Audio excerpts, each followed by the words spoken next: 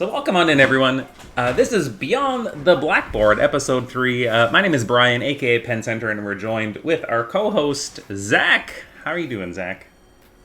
I'm doing great. How are you? I am doing excellent. It is a beautiful, sunny Tuesday morning over here, and I am ready I might to add talk that it's logarithms. Taco Tuesday. Taco Tuesday. Nice. Gotta love that. That is amazing. I didn't even notice it was a taco tie. Really nice. Thank you. Gotta wear the taco tie on Taco Tuesday. There's no other way. And I know you have a lot of really cool side projects and upcoming projects happening in the background, which I'm really excited for. So I'm assuming that some time has been spent on those things. They have. I've been doing a lot of just getting ready for 2026. I've got a quasi-major project. I'll even say major project coming up that it's going to take me some time, and I think it'll be good to involve all of you if you're interested. But I'll keep you all informed. Yes. Whoa. Did you say all of you? I mean all of you. I mean viewers too. I'm hopeful that not just you. I mean Penn, if you want to be involved, and others, it's going to involve a lot of people. So I would imagine. But so I'm what? not Okay, sure. if I'm hearing this correctly, then I might be able to work with Fem and DZ. Hi, DZ. maybe. That would be pretty cool. Dizzy doesn't know what's going on. That's fine. you can join in anyway. You can join anyway. Yeah, it'll be fun. I'm excited for it. It's something that I've been wanting to do for a long time, ever since I started streaming. But now is the time, I think. So I'll keep you all informed. Yeah. Is there an ETA of when you want to make an announcement? You'll hear by the end of the year. By the end of the.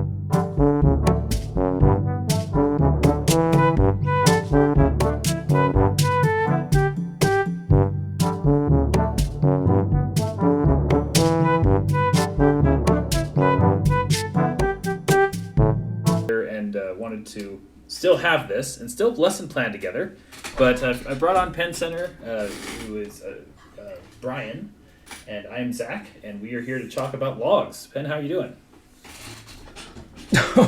Well, maybe I'll never be able to stream again. I don't know, but we're here. We've managed to weather the first half hour of technical difficulties, it seems. So let's do some lesson planning. Let's do some lesson plan. Again, welcome on in. Yeah, Rex, I'm wearing the taco tie today. I was telling people about it earlier because it's Tuesday. We have to do this. It is tradition. So today's episode is going to be sort of interesting because number one, we're not going to talk a ton about theory. We're going to talk more about practice, and I feel like when we lesson plan, it's good to be able to talk out what a lesson plan actually looks like. And for those of you who have never seen what a lesson plan looks like for somebody teaching maybe in a secondary classroom, what Brian and I are going to do today is try to talk out a lesson plan about logarithms. And we had talked about this topic last time. We've got some preliminary work that we did talking about conceptual models for thinking about exponents and logarithms, trying to define some goals and so on. But the target today is to attempt to talk through a lesson plan and actually create a deliverable for someone to use in a secondary classroom.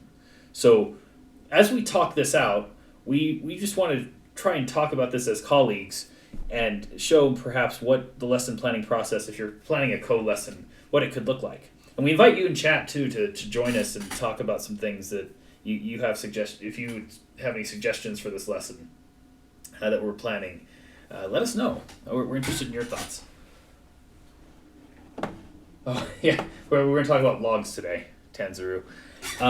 Okay. I mean, it's a kind of function. It's a kind of function. Yeah, we can talk about functions in more generality maybe another time. That would be a fun topic. But let's just do a quick review, Penn. What were we talking about? What are the goals and so on for this lesson that we were talking about last time? Yeah, maybe it's a good idea to review our last episode of the podcast. We were talking a little bit about the different kinds of tasks that we have available to us. So we did a little bit of work with non-curricular tasks in episode 1. So these are tasks engaged just to get students kind of thinking about various things that might be connected to mathematics, but they might not necessarily be connected to the curriculum. And Zach, feel free to jump in and correct me if I'm way out of left field here, because these are things I don't think about a lot on a daily basis or anything. And then we started talking about the other two kinds of tasks that were mentioned in Liljedahl's book. The first one being a scripted curricular task, which is what we're going to be working on today and what we were working on in the last episode. And then I forget the other one, like a non. Is the differentiation scripted and non-scripted? So we have scripted and as is the phrase they use, which admittedly is a bit complicated. It feels like we're using the word scripted. I was even mentioning to Penn before our broadcast today. When I think of the word scripted, I think of something that is very, very structured, down to the point. I'm thinking like even a script you would use in a movie where you're reciting lines and the lines are explicitly written. And we're using the word scripted here in a slightly different way, although a very similar way in some senses. We've set up the task, and we even have the wording of the task there, but the implementation of it is not scripted in the sense that I'm not telling people the exact words to use per se. I mean, you might do this, but more importantly, it's the set of problems that we want students to experience, I think is a better way to say it. And that's how I think about it. It's more of a. I'm not thinking that you're reciting the lines from a play or a movie, per se. Though I suppose some lessons could be like that. And that, I think, to me, that feels like the key differentiating feature of the two different styles of tasks, right? So there's like this style of task that I think we're going to be trying to work on today, which is like these are the set of really interesting questions that you might want to pose to your class. How you do that, where that conversation goes, how the students respond to those questions is going to look fairly dynamic. Whereas the other kinds of tasks might actually be like I do one or two, and then students do one or two, and then I do one or two, and then students do one or two. So there's this differentiation between like a more dynamically led class and I think one that's a bit more kind of like rote in the sense that students are mimicking a little bit of what the teacher's inputting into that lesson. That's right, and so it's the attitude towards what the students are doing. I think is a big differentiator. Like you're saying, are we mimicking or are we having students engage and actually construct and develop concepts? Yeah. Like, and I think for us and for Liljedahl, the whole point here is to get students thinking about the mathematics that we want them to think about. Yeah. Okay. So that is that's like the bigger like meta goal pedagogically, like from a teaching perspective, that's what our goal is. So now let's dive into a few of the goals that we had mathematically for this lesson. We want to make connections. And specifically, so there's a standard here that came from the Utah, the state of Utah has a set of standards that we use to teach mathematics at the high school level. Standard FLE4 talks about exponential models and connections to logs. And so that's a key part of this. And then developing properties of logs, like log of xy equals log of x plus log of y. And so we developed two goals in connection with this. Students will connect that a to the b is equal to c is equivalent to log of a of c equals b. And the key thing here, as we were doing some further research, I think this came from Wikipedia, was that we had arithmetic and geometric progression connected. I like that idea that we're connecting two very essential parts of teaching mathematics at the secondary level and connecting the two. That's really where the utility came in historically anyway, taking large numbers and making them more manageable by turning multiplication into addition. I like this a lot. And secondly, encapsulating that by this log of xy equals log of x plus log of y property that's even right here. And so the other thing we were talking about is when we come into this lesson, there's a lot of directions this thing can go in, right? We can use lots of different kinds of numbers, for instance, as a, b, and c. But we're focusing at the beginning, especially with b being a positive integer. You could make lots of choices here, and I think that the choice we made was to stay with the positive integers at first to offer the maximum accessibility for someone who's new to this idea. Yeah, and maybe we can explore a little bit how some of the extensions to this lesson might look or work for different styles or sets of numbers. I'm open to that if we have a little bit of time. Yeah. Right. So, and just I'm saying hi to people in chat. We got Rush back here, and Tansaru asks a really good question. I think this gets at something that we should talk about to get started. Why is log needed? Right. I mean, I made some historical allusions here, but why would we even need a log at all? Yeah, I think that's an excellent question, and for me, it's connected to an idea of functions and the inverse of a function, and trying to get an estimate of where that number might be. So if you scroll over to those number lines that we were looking at the last time, Zach, we could take, for example, 3 to the x as a function. And in blue, we had the input numbers, so 0, 1, 2, 3, and 4. And in black, underneath that number line, we have the output values, 3 to the 0, which is 1, 3 to the 1, which is 3, 3 squared, which is 9, 3 cubed, which is 27, and 3 to the power of 4, which is 81. And we might find ourselves in a situation where maybe we have 3 to some value is equal to 15, right? 3 to some unknown value is 15. I'm looking at my number line and I'm like, okay, well, how do I figure out what my input has to be in order to get that output of 15? It's not obvious where that lands on my number line because my inputs are all positive integers. Mm-hmm. So the logarithm helps us connect the gaps that we have in our number line. It helps us find real number approximations effectively to those input numbers. So I know that 3 to the something equals 15 is going to land somewhere between 2 and 3 because 3 squared is 9 and 3 to the 3 is 27. Maybe a little bit closer to 9, maybe a little bit closer to 27. We can argue about that. But, maybe it's something like 3 to the 2.5. I'm just making some number up, right? I'm just making a guess. Well, this is a but that's what the logarithm does. It helps us figure out that problem. Yeah. Well, and this is a really, this 3 to 2.5 has some really interesting ideas embedded into it. Like, what is this, what is this, what does this mean? And how does it connect to this log concept? I think there's a lot to be said there. Now, I had a thought. As far as utility of logs, often the most common time I've seen logs used are when you're reporting out data. And what'll happen is you'll have data, say your data is in astronomical units. So you're dealing with millions of miles, right? Rather than talk about millions of miles, it's better to talk about maybe the order of magnitude of those million. Like, say I'm 90, the sun to the isn't the sun to the Earth 93 million miles?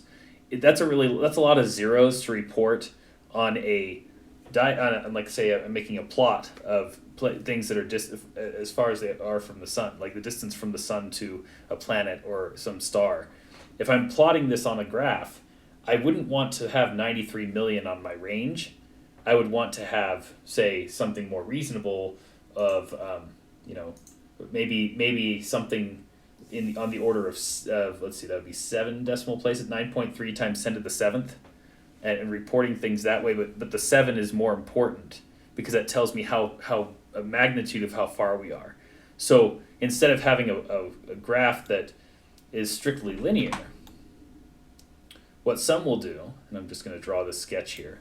Say I have data that, one of my outputs is 93 million. Right? But some of my outputs are on the order of, say, 2 billion. And 2 billion, I don't want 2 billion to be way far, like that's really far away from 93 million. I want to be able to talk about these things with some reasonable axes. So what one might do is say, well, this is really 2 times 10 to the ninth. And this is 9.3, write it in scientific notation. And really what I care about is this exponent, right? So if I take the log of this number, the log of this number gives me something closer to 9 if I'm using base 10. Or if I'm using a different base, I might get something smaller, right?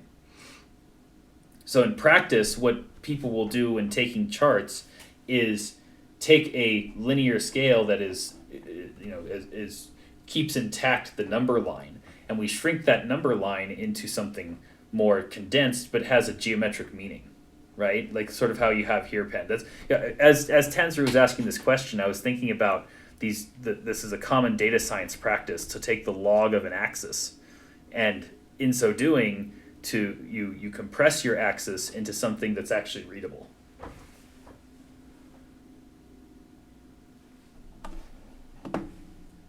Yeah, and I've seen log transformations used quite a bit to turn, exponential things into more linear kinds of things.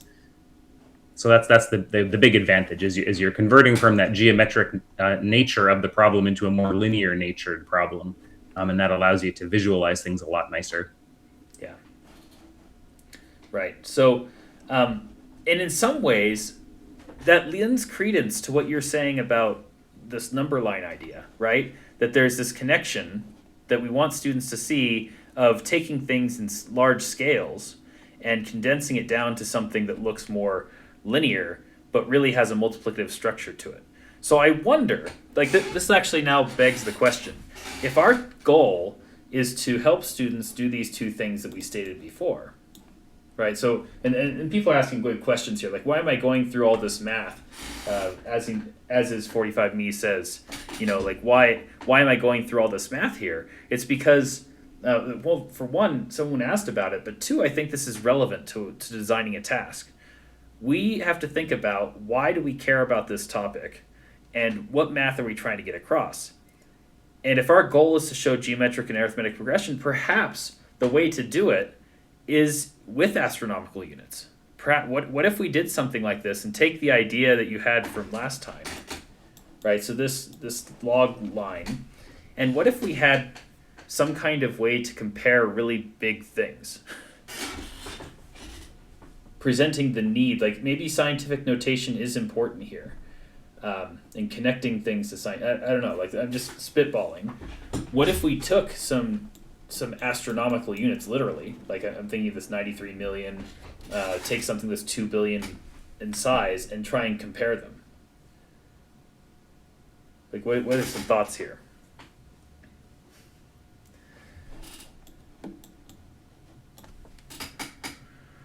Does that meet our goals? I don't know. This is where I genuinely don't know if that's a good idea, or if it muddles the issue. Yeah, no, I know what you mean. Like, because sometimes it's nice to put students in a situation where they make that little kind of mental click, right? Where it's like, oh, okay, the way that I can do this, there's a way to do that, but there's this easier way for us to think about. I mean, maybe we start giving them scientific notation, and maybe the conversation becomes, it's actually the exponents of the 10, right? Like, how do you know that 10 to the 9, 2 times 10 to the 9 is bigger than 9.3 times 10 to the 7? Yeah. Well, I know it's bigger because the 9's bigger than the 7, right? Right. And maybe so if we can help motivate the tool of a log, being that, because ultimately the log will tell us this 9, right? Or something close to 9. But we need a way to connect, because that meets goal number 1 here, where we connect a to the b equals c is equivalent to this log thing.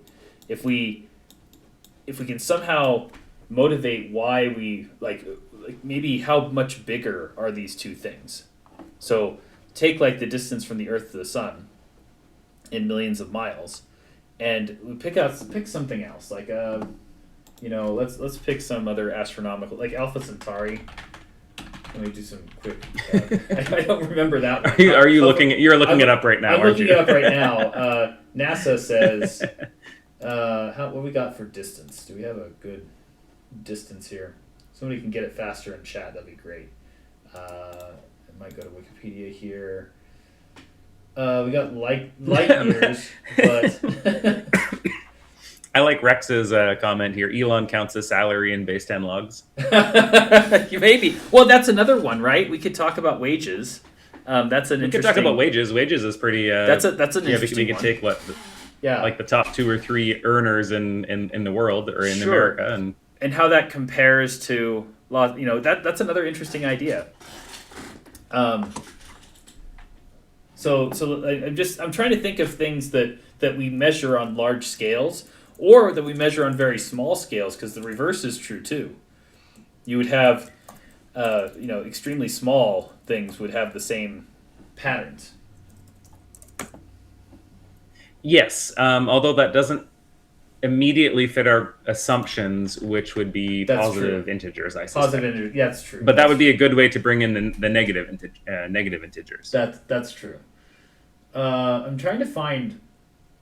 It's giving me light years, which isn't exactly distance. We'd have to do a conversion, right? So chat here. I will. So NASA. Here's what NASA says. You can check this out in chat. Yeah, we use logs to measure molecules. That's true. Chemistry does do that as well. 4.3 light years away. So let's see. A light year. I got to remember. Light travels at 300,000 meters per second, right? And so you have to do a conversion here. 4.3 light years to miles. Okay, there you go. Got a number. Let's see, that's 1, 2, 3, 4 groups. So that's 25 quintillion miles.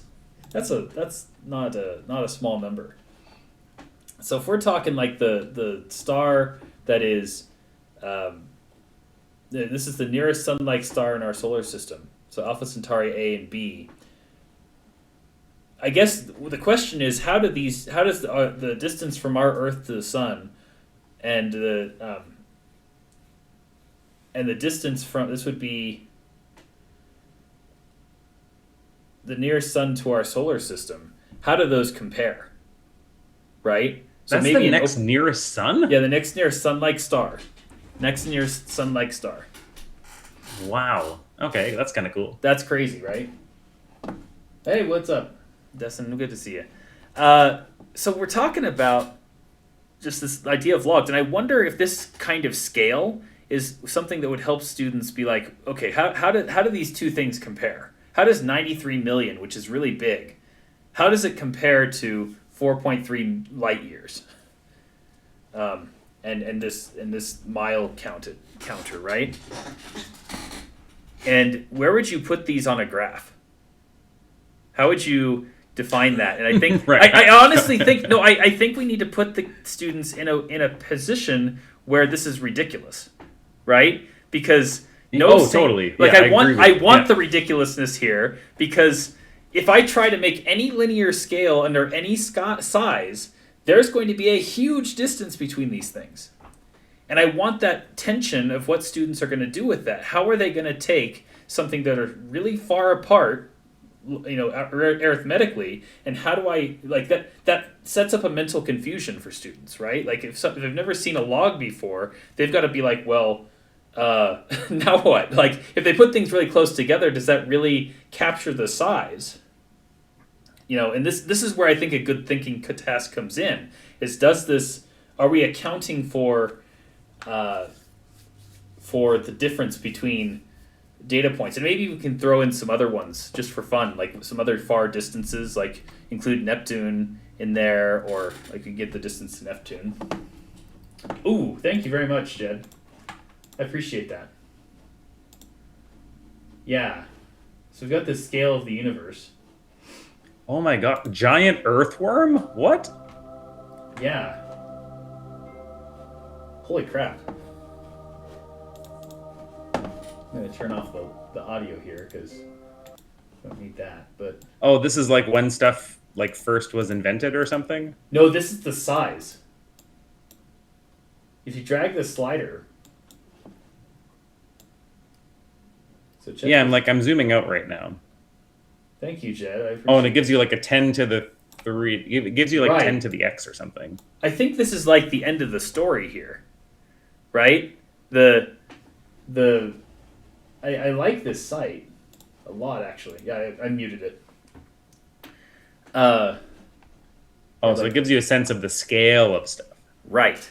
But I first, before I show this, I think this is like a good closing activity to play with, like to scale, to draw, to move the scale. But I guess maybe, because this almost gives away everything. I don't want to give that yet. I think this would be good at the end. But to like start off by saying, let's make our own scale. And then Minecraft world is in here. Minecraft, where is it? Where's Minecraft? It's like 10. It's about like 10 to the 8 point something. There's like a like the extent to the Minecraft world, how big it is. Holy crap! That's wow. pretty funny. I didn't know Minecraft was that big. I know, it's wild. Wow. Okay, so, I mean, what are your thoughts right now? Is this a good direction to go, or do you have anything you'd add or subtract, or would you change things entirely? Oh my gosh, I'm so distracted by this thing that Jed. Jed has Zooming done in and out. Jed has done a thing. Jed has done a thing. Okay, I'm gonna zoom in and I'm gonna let that be for a hot second. Okay. Yeah, I was gonna say, well, I won't come like back this. to that, because that's like the converted spoiler of the whole thing, right? I feel like that's the whole point. It is the spoiler. Yeah, it is the spoiler. Because that's a beautiful. Okay, visual. so I like your thought of saying, here's one distance, here's another distance. Like, let's try to plot that on a number line, or plot that in a graph, right? Like something. Like I want them to get a sense of. I want them to just to be completely ridiculous, where they put like one dot on the page and then the other dot's like just ridiculously off the page. So just because I'm going to try and be the student for a second, if I'm going to try to do this, here's my, I'll label my 0, and I'll be like, well, those are pretty big numbers. So 93 million goes right there, right? Okay. Okay, so then if I put in that quintillion, like my brain is like, okay, how big is a quintillion? Well, that is how many, like, let's see here. That would be, I got to figure that out. So billions, trillions, quadrillions, that's 9 extra zeros. So that's at least a million times bigger, yes? Did I say that right? Billion, 1 billion times bigger. So I have to somehow take this distance, and so let's try, like, whatever this distance is, I have to multiply that by 1 billion. So, and that will be the proper distance. So actually, what I need to do, again, I'm being a little cheeky here, but here's this. I'm going to make that super small. Like, I'd want to basically put these as close as I possibly could together, and then multiply that by 1 billion, and that might let me have, I don't know. Maybe that will allow me to do this.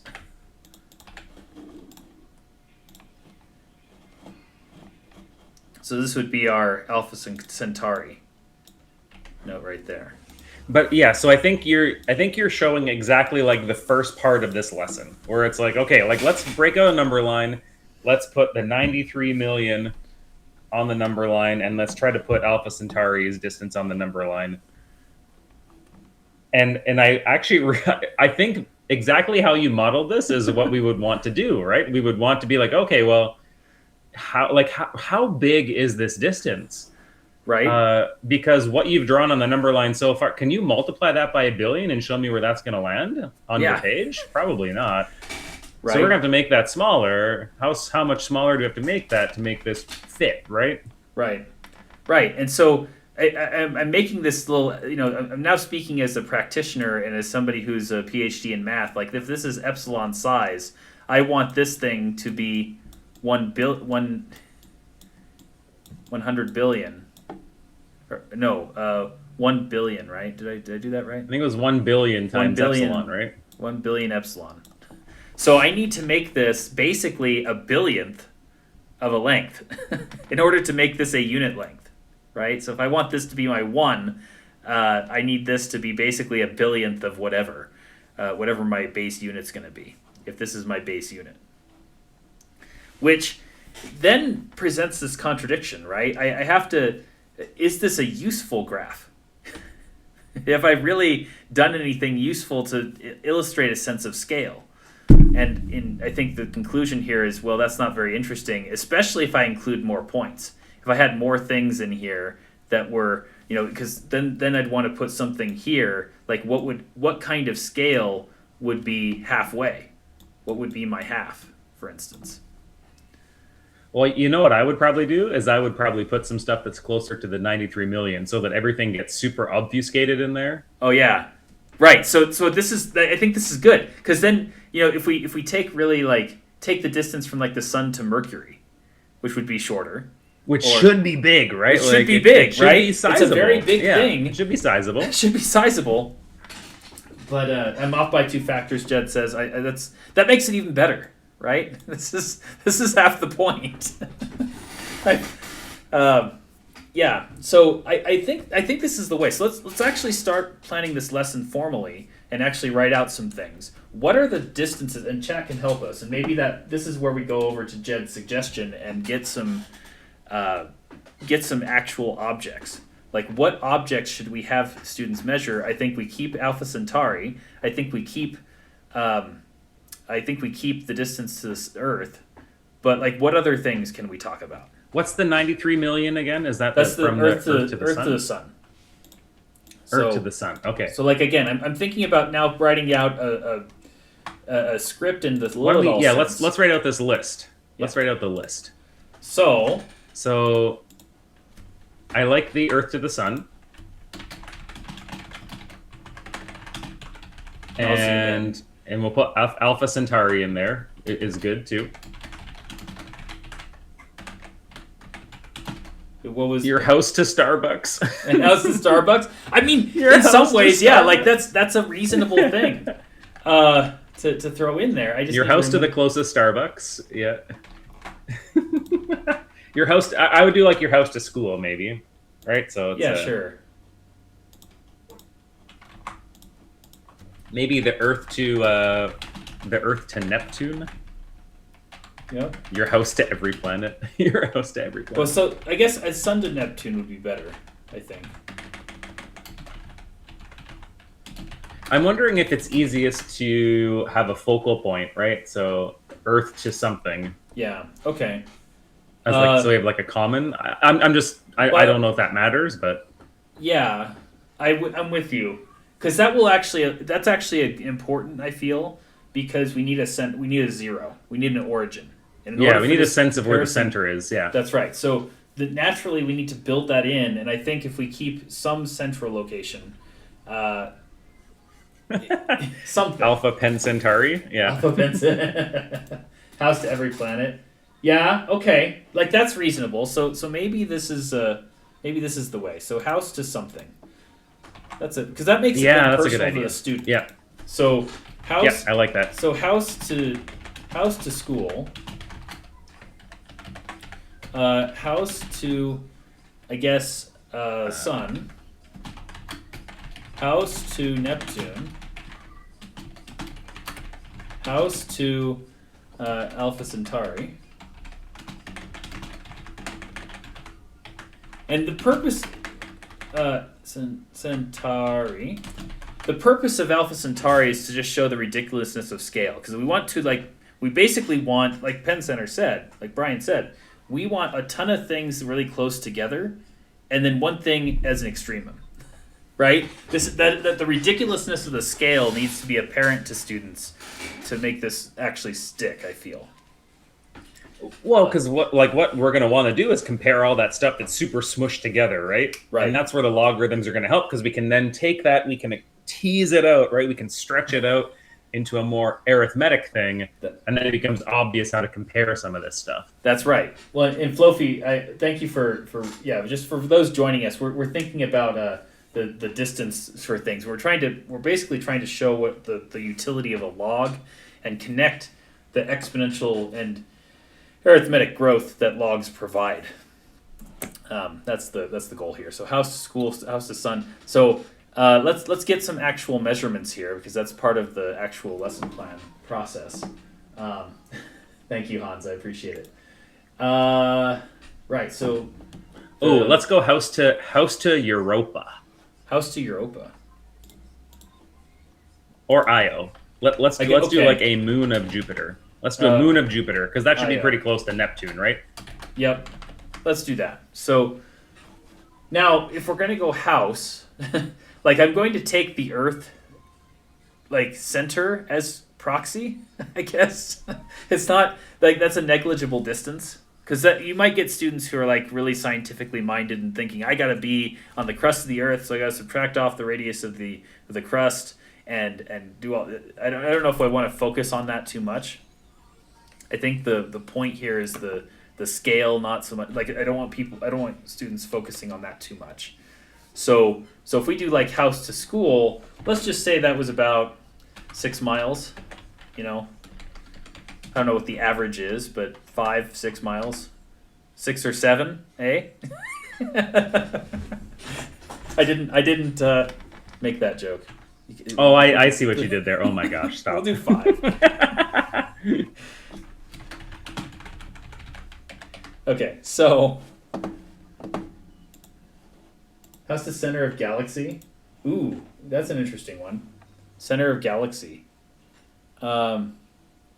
Let's see here. What is the distance to Neptune? Does anybody have that, or do you have it, Penn? I was looking up. I've realized that we've hit a bit of a problem because as the different planets orbit, the different planet orbits are going to cause some fluctuations in how close and far things are. However, I agree. This is why I was saying I don't want to focus on the science of revolution because that's its own hot mess. I agree, but I think that putting this approximately is going to solve that problem. If I at least if we say approximate, then we're again our this is actually a practical part of lesson planning too. You have to focus on certain things, and you want to make your lesson goal clear. And I remember some of my teacher training people would say this, like you don't want to do something that is going to confuse students, and you don't want to bring in colluding factors. You want to minimize those colluding factors. And I think if we put this approximate here, your scientific concern of like, okay, we got rotations, this is an average, that can be a side conversation for those interested, but not like the core part of the lesson. I don't want to derail our real purpose. Right. So I think putting here, I completely agree, and it's just like it's one of those things that I would probably write into my notes, right? Like yes. Here's a potential problem. Here's how I'm going to deal with that problem if it comes up. That's just something I'd probably jot down for myself. These measurements, because there's gonna be one student that's like there are. Well, sir, what if the rotation of the Earth is blah blah blah, and I'm like, stop it. Well, I think these are the teacher notes again. Like for the instructor, I think this is extremely important to keep in mind. And for those of you watching this, just be aware that what we're developing is a something that these are all just considerations you got to think about. You're going to have students that challenge you and say that like Penn's saying, like this is exactly important note. These measurements because of the rotation of the Earth and other planets. Because of the rotation of other planets in relation to the Earth. In relation to the Earth. Floofy, ignore the expansion of the universe. True. Right. The universe is what is it? The assume no friction. Assume the cow is a sphere. Assume the universe is not expanding. Assume a spherical cow. That's what we do. Assume a spherical cow. Yes, that's I have a measurement to Io. It's about let's say it's about roughly 400 million miles. Okay, cool. Just for the sake of making it a reasonable number. Okay, cool. And then Neptune. I got to do conversions on the 4.3 light years, so just a moment. So it's a Neptune. Kirk says roughly 2.8 billion miles. 2.8 billion.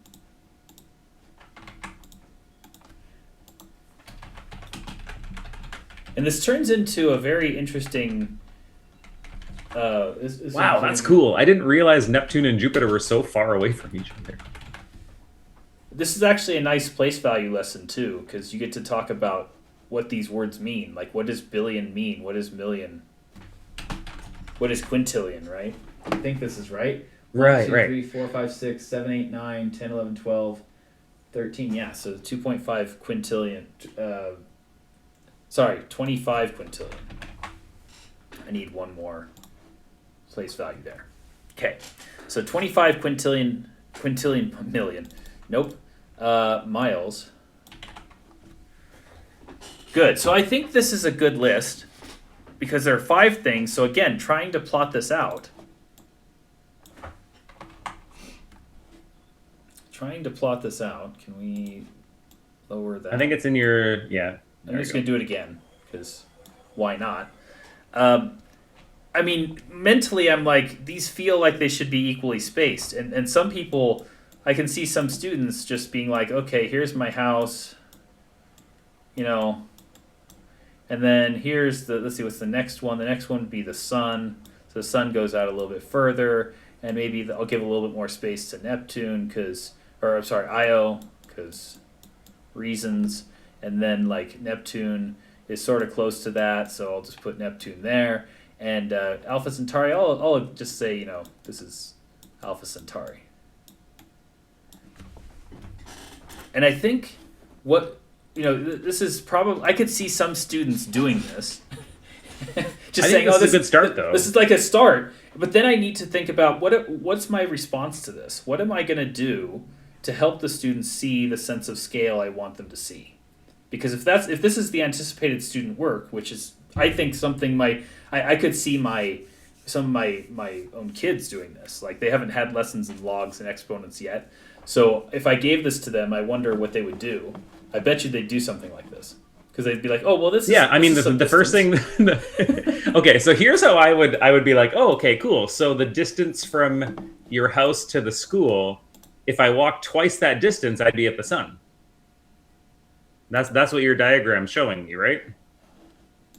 Yeah.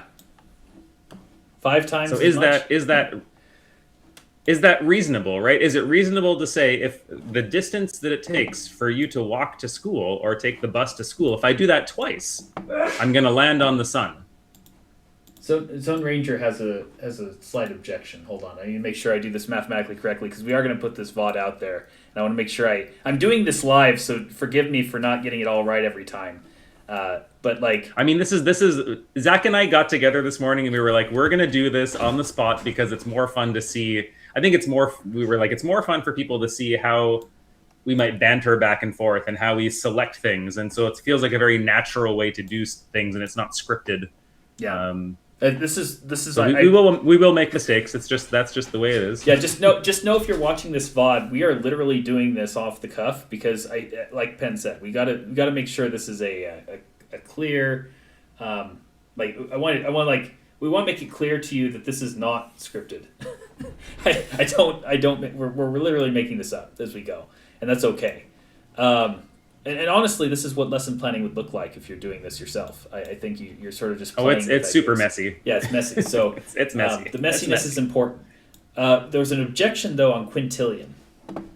Here's what I'm getting. This is why I'm saying quintillion. We've got thousands. Thousands here. These are my units. Then I've got millions, billions. Oh my gosh! You are so right. This is trillion. You are so right. I completely miscounted the number of zeros there. Sorry. I still think it makes the 25 point. trillion? Yes. Thank you. This is why we check our work. If you're watching, kids, you got to make sure you check your work twice, and this is what peer review is all about. So thank you, Zone. I appreciate you. I'm off by an order of magnitude. Yeah, I did. We fixed it, I think. Thank you for the feedback there. Much appreciated. should be better now. Okay, right. So yeah. Then like Penn was saying, I like what you said. Let's capture that. Right, so you take the bus to school, and then when you take the bus home, you're going to land in the sun. Well, we know that's not true. 5x the distance. So you're 1/5 of the distance to get to Alpha Centauri, and half the distance to the sun. Right? I mean, that's what I think that would be the natural response here is, and then I think there would be some objections at that point. They'd say, well, no, I'm not. That's ridiculous. I'm only half the, like, what are you doing? And I think this encapsulates something that they want to say, but that they're not saying, which is what we really mean is that this is there's some multiplicative relationship. And maybe if we shifted our mind to think about this so I guess that's the next thing we need to make clear, is how do I make clear that we're trying to talk about something multiplicatively, but also linearly. So I feel like I might prompt them and say, okay, well, if we step back and we look at the measurements that are here, how would you model 1 million versus 1 billion versus 1 trillion, right? So maybe get them thinking about, what are these relative distances between the magnitudes that we're working with? And then we'll start filling in the other numbers afterwards, right? 1 million. 1 billion. And 1 trillion fit on this graph. And I like this because this is a lot of, you're focusing on the, I'll put miles because we're talking in miles. I guess we could use kilometers for an international audience. We could do all this in kilometers and do the conversions. We can use freedom units. I'm totally fine. Freedom units. If you like. Freedom units are fine. Freedom units. I mean, 1 million miles, 1 billion, 1 million kilometers. It's all whatever. It doesn't really matter, right? It doesn't. Well, but like, I like this because it emphasizes some unit benchmarks, and like we can throw in like 10 and like eventually I'd want to throw in 10 and 100 and 1,000 and 10,000 because those are our common log bases that we want. Ultimately, we want our goal to connect to. We want those to be our 1s, our 2s, our 3s, and then we can sort of fit these in. Be like house is going to be on the order of 10. Like you're going to get somewhere between 0 and 1, which is what we wanted to say. Because this is correct in some sense if we look at it from the perspective of multiplicative relationship than additive. So, and where is 0 in your graph? Yeah, like that's another good question. What does 0 mean? Jed's got that too. Where is it in mine? If we want to answer it in mine, it would be where my house is, right? Or I did that wrong too. This is embarrassing. Yeah, H means to school. H should be here. Yeah. Even so, it's okay. My gosh, can't even do my own task right. That's okay. So maybe something like this, and just because we'll move these in a little bit. And then, do you want to just put one in between H and S that's like the school, I guess, and maybe one of those S's is the sun. Yeah, that's right. Okay. I think that's where the confusion was. Like your original H, I think meant like the sun. Yeah, that's what I meant. So let's do school and sun. Yeah. There we go. That was me being teachery and just kind of like looking at it and going, I know what this student means. I'm just like random. I do that a lot. But you always should do your tasks too. Like this is, but again, we're trying to emphasize. So this is correct under a geometric scale. So something like this.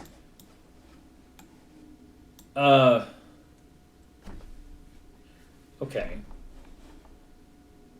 there's a connection I feel like we need to make here, because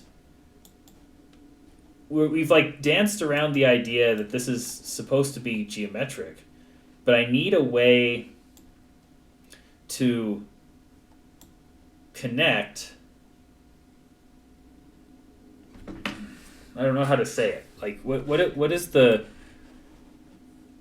I want to be able to put numeric labels on these, right? Because ultimately, I wonder we need a if more instead precise of measure. I wonder if instead of like 1 million, 1 billion, and 1 trillion, we're really looking at like 1 million, 10 million, 1 billion. Yeah. Again, I'm just throwing out an idea here, right? Like, because I think each of those numbers is 100 times more than each other, right? So, and I think you're right. You're going to want something that's kind of like in between. You're going to want a marking in between. I'm checking. Okay. I'm fixing, and Jed gave another suggestion. It looks like Yeah, the distance from your house to school is the same as the distance from the school to the sun. Yes. Yeah. So. And so Jed, I was saying, like, you take the bus to school, and then by the time you take the bus back home, you'll be at the sun. When you're at I would. That's like you're on the magic school bus. That's right. You're on the magic school bus. Because if you got Miss Frizzle, it might actually happen. When you're at school, you're half the distance to the sun, and that the distance between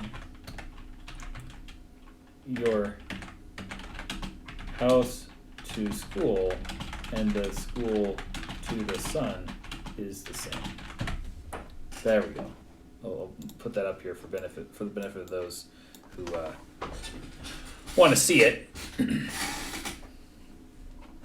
yeah, and it's not to scale. See, that's sort of the point, Rex. Is I want that problem to be centered in the student's mind, right? Like if they're seeing this, they should know that what we just said is ridiculous. That is like the most absurd statement. They know this from personal experience. I don't.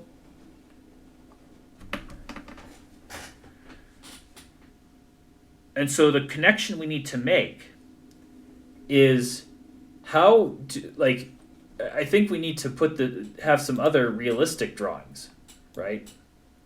So a realistic drawing, say for the house and the sun, would be then more like what I did before. Here's the house, and here's the sun, right? That would be far more realistic, which really doesn't help us very much. But ultimately, what I want to do is make a connection between this 0 and something, and this h. Sorry, this not h. It's I did it again. Once you have once you do something wrong the first try, it somehow gets stuck in your head. There we go. Right? So the school, I want to be able to map, and in the language of mathematics we might say like make a function that maps this thing to this thing, and this thing like to this thing, right? You can maybe change the colors of these.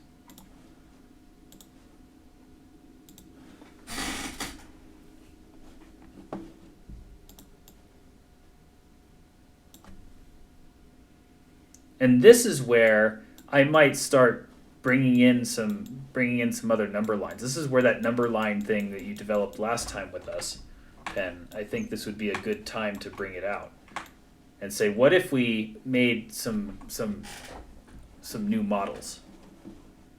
This is where I think this would be effective to talk about. Hey, thank you so much. There should be x equals 3. X equals 3. Not sure what you mean, but welcome on in.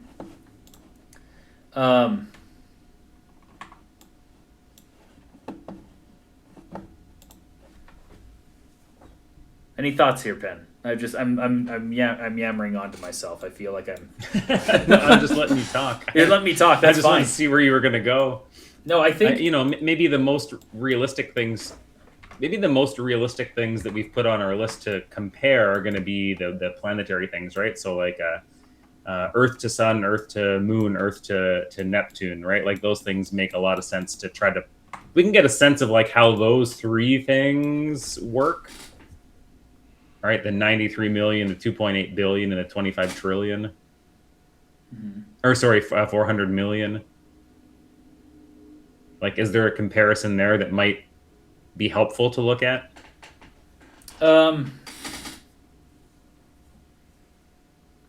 Comparison in what sense?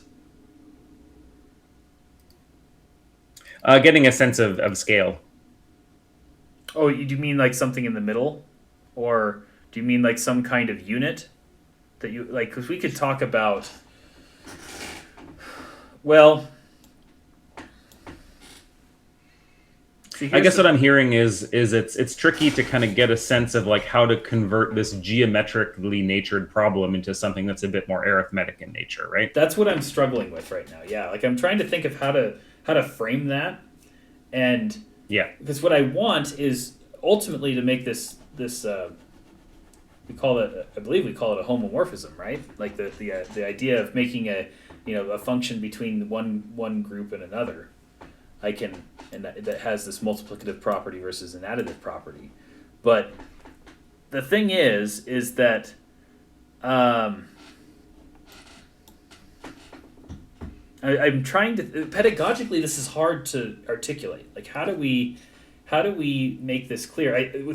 I guess the only way to do it is to do exactly as we've done, where we make a linear scale, and it needs to be a linear scale, but then we need to have a multiplicative scale, and this might be something we have to say, right? That we need to somehow scaffold looking at it from the two different perspectives.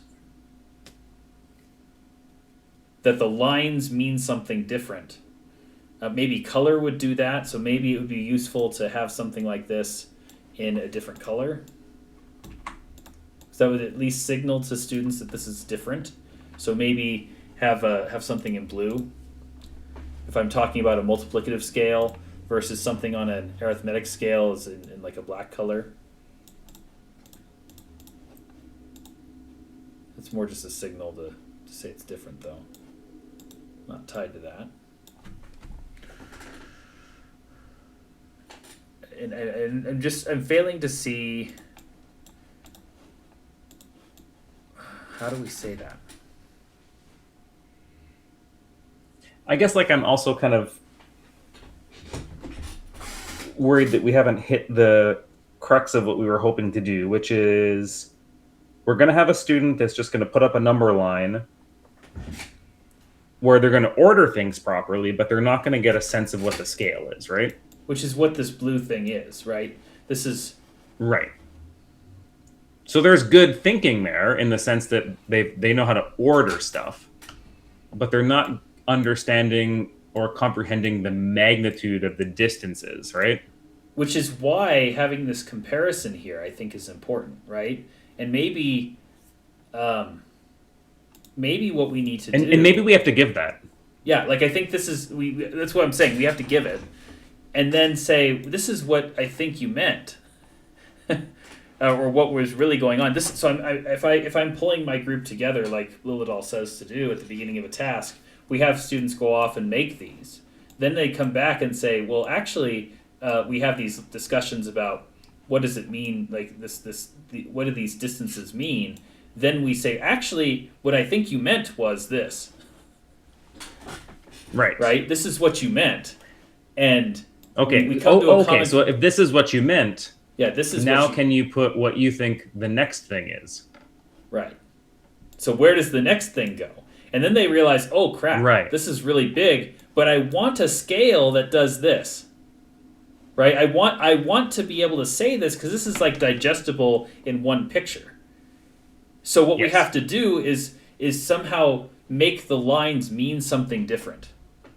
Which is why I think, maybe having then we can show what you were talking about before. We can create a sequence of tasks, and we may have to do this next time, so I know you have to get going soon.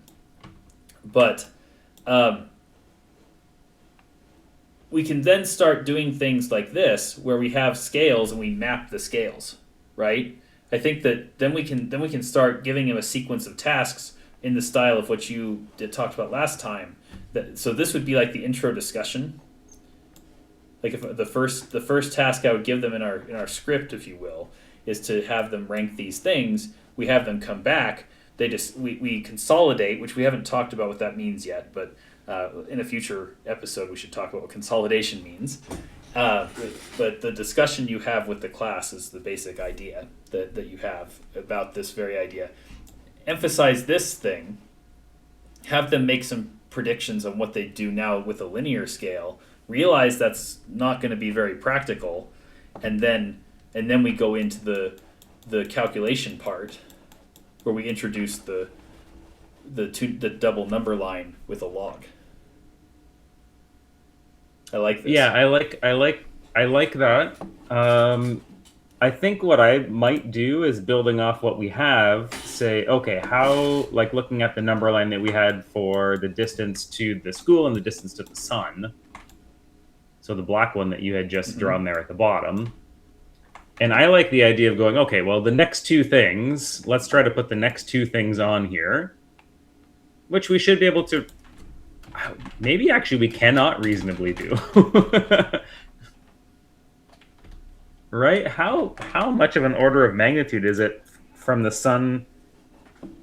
If we go from the sun to like the Jupiter's moon, right? So it's a lot, isn't it? Well, so that's about 4 times, right? 4.5 times, roughly. Oh, that's true. Yeah. So that actually, we should be able to draw that one. That's not too horrible. You just would have to extend the number line, but take this distance. So let's take this thing. Right?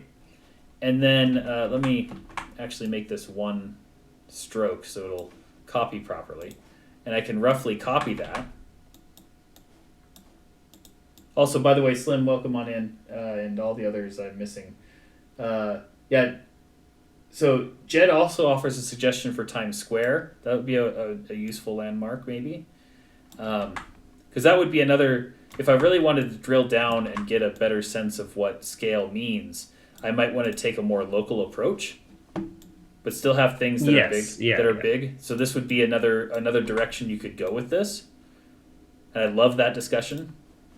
So roughly a little, the next one would be IO. IO would be somewhere. Let me see if I can do it.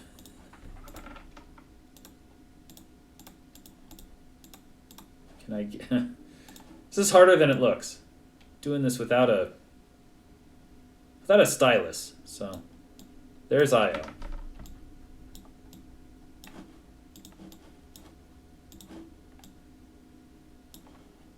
There's IO. Right, so about 4 times the distance, right? And now a little bit over 4 times the distance, yeah. Which, if I look at this, what I want to be able to say is that this is a this thing here.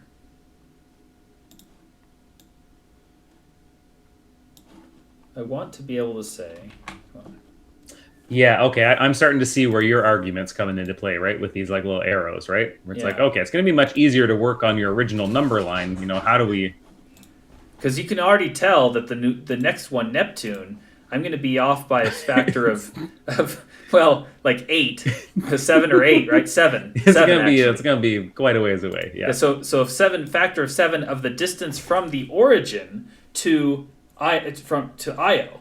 I take that, multiply it by 7 times. This is now you're starting to see. And you know what I might do? Like, what I honestly might do, Zach, is I might actually do this in Excalibur or on a sketch pad, right? Right? Because then I can zoom out. Exactly I can do exactly like what you did. I can draw that distance, and then I can multiply that by 7, and I can show you exactly where Neptune's going to land. Let me do it real fast. And the students are going to be like, what is going on?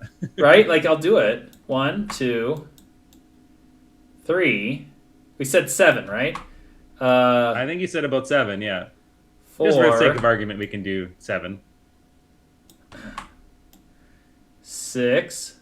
And notice what I had to do. I had to zoom out, right? That zooming out feature that's built in Excalidraw lends itself to scaling. That's exactly what scaling is all like. That's what dilations do. That's what multiplicative relationships do. So that actually, I think, is a good mathematical thing to illustrate.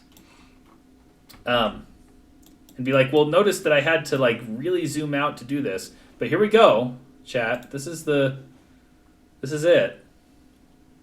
The big moment where I get to draw the thing. Here we go. I can't even zoom out any further, Zach. Oh my gosh. This is wild. Here we go. Look at that. That, my friends, is Neptune. Right? And I can't, like you said, I can't zoom out any further. And so that actually like I've hit the maximal zoom out capacity. This is good because then it emphasizes that I need a better structure. We as humans don't have all the space in the world to model. Like if I zoom in to make this thing too small, make the scale try to fit all this on one scale, I'm going to have things that are really close together. And by the looks of it, like Io and Neptune are extremely far apart, and Alpha Centauri is going to be even farther. But I want something that looked like the good thinking we saw before. I want this. Right. Which then leads us to a more formal discussion using number lines with the numbers that we talked about last time. I think that's what I want to be able to say is like, okay, that motivates the tool. Yeah. So now I have the tool and I can play with this more on a theoretical level and then come back to this problem and say, now how can we apply what we just did to our ranking of distances, right? Yeah, I like that a lot. And I feel like the astronomical things that we picked actually worked out pretty reasonably well, right? Like, yeah, here's the distance to the sun. It was reasonable to do 4 times that distance on a piece of paper, but maybe doing 7 times that distance on a piece of paper is going to put students like they're not going to be able to do it. Or maybe we're going to have to give them one of those big. Do they still have those like big gigantic sheets of paper? Yeah. Yeah, in schools. Yep. So maybe they're gonna have to take their small piece of paper and put it. Oh, well, okay. Well, here I got this big piece of paper for you to do the next problem, right? Mm-hmm. Yeah. And then I like the way you're going, right? Where it's like, okay, this is the realistic scale, but what you actually drew originally is super helpful, right? Like we'd like to be able to compare in this kind of way. That leads you into that next discussion about, okay, how do we take these distances, which are kind of ever increasing geometrically, and squish them down into something that makes a little bit more sense to play with. Yeah. This is motivating me to want to do this with my kids tonight. I want to see what they do with it because I've got 2 middle schoolers that don't know logs and they don't really have like a good. I don't know if they like have exponents down quite yet. So I'm curious what they would do with this. Like what would they if I gave them these 5 items and said, okay. What do you think? Do you think that this, like, how would you make a plot of this? And what would they do? I seriously wonder if they'll do this. Right? I actually think this would be my prediction. And it's reasonable. Yeah, I think for students that understand place value, I think that blue number line is a very realistic thing for them to write down. And I think the follow-up questions are designed enough to bug them, right? It's like, well, no. If we want a real sense of the scale, it looks kind of like this. Let's draw the next thing. Holy crap! I'm running out of paper. Yeah. Well, and then isn't there a way that we could use your original idea to make this easier? I love that, right? Like to me, that feels like the story, right, of how we want to design this lesson. And then it leads nicely to doing exactly what we said. That we're doing the arithmetic versus geometric progression. We are literally engaging with that topic. And implicitly, we'll get to the second one as well. Like the second one will come once we play with this. The theoretical model, I'm grateful you posted this like you showed this last time, because it made me think. And then I want to thank Tanzuru, who inspired me on this, because it literally, that comment inspired me to think about this sense of scale that we talk about on graphs, which leads to this nice discussion. That's why we care in the first place. And so Tanzuru, and all of you in chat, like all of you who are correcting my work and giving suggestions, I really like what Jed was saying about building on a smaller microscopic scale, something from, say, Times Square. I like the idea of that. That would be a really cool, and you could pick other world landmarks. This could be an international adventure into discussing distances between things, which is you could even build a unit around and to be honest, we could make it a little bit easier by rounding everything nicely to like the nearest million, or rounding everything to the nearest 10 million. So there's ways you can reduce the cognitive load here by like Jed was saying, picking stuff that students know, picking stuff that, you know, is on a scale that might be a bit more reasonable, like on the thousands, 10,000s, 100,000s. You know, we pick something because I think this is, like, historically, this is where logs probably were used, right? People were looking at these distances and going, well, what the heck, right? I need to make this more manageable. But there are ways where we could circle back and reduce some of that extraneous, we call it extraneous cognitive load on the lesson itself, right? Yeah. So can we choose items, or can we choose numbers that are just a little bit more easier for students to access and still get what we want from the lesson? And this is the core. This is what good lesson planning is all about. That's what people who are curriculum developers spend time literally making sure all the numbers are nice, and they work through all the problems and make sure, like, cognitively taking into account, because that's something that, as much as I like to bash on cognitive load a little bit, I do appreciate the concepts of cognitive load, because we do have to think about it. And like, there are genuine, I feel that cognitive load, right? Like that there are reasons why you want to choose certain numbers. I actually think the 400 million to 2.8 billion, that's a nice factor of 7, which is it works out exactly as 7. So that's actually serendipitous that we ran into that. But you know, had we not been as careful, and the 2.8 and 25 trillion, those aren't too bad. You could go by a factor of 10, about 1,000, and that would be reasonable enough, right? Like, that's not horrible. The 93, maybe we could do better. Maybe make that a 90, and so on. But in principle, this is all close enough. So. Oh no! Oh no! Well, like Butter had a comment.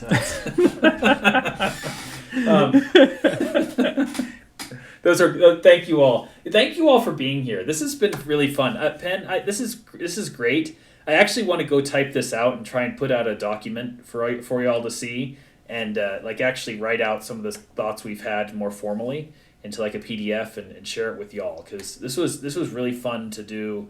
And I could legitimately see this if I were the one in the classroom. I could see myself having used it for like a high school algebra pre-calculus class. This is a completely, like, I love this. I love this task. I could see myself implementing this tomorrow if I happened to be in a classroom that needed to know to do this stuff. Yeah, I guess, like, in the last couple of minutes here before we start winding down, what are the plans for the 18th, right? So, like, how do we want to utilize our time between now and the 18th, which to me is kind of like the culminating chapter of season 1? Yeah. So, because let's first of all take stock of where we've been. We've been talking about tasks, right? And the first two episodes, we discussed the theory of task building, right? What is a task? Why do we use tasks and all that? We want students to think. So then we develop the thinking. We talk about different kinds of tasks that serve different kinds of purposes, right? We have scripted tasks and as-is tasks. Then we built the thing, right? So we tried to today. I think we did a pretty good job. Everybody came together with a nice task that we could use tomorrow. Like, I think in the 75 minutes, it's been about, I'm watching the clock here, 75 minutes we've been chatting. That's roughly a planning period for a teacher in high school, maybe a little bit more depending on where you work. You might get 50 minutes, you might get an hour and a half. 75 is a good average. So yeah, in about 75 minutes time, we showed what's practical, right? Like what can you reasonably accomplish, and got some good feedback. So I think the next step is, what would it look like to implement this task, and discussing how would the implementation look? What should we be doing as we if we were going to use this tomorrow? Like I said, if I were hypothetically in a pre-calculus course, say, running this task, what would I be doing, and what moves would I need to make? And we should talk about those. Like what would the implementation potentially look like, among some other things.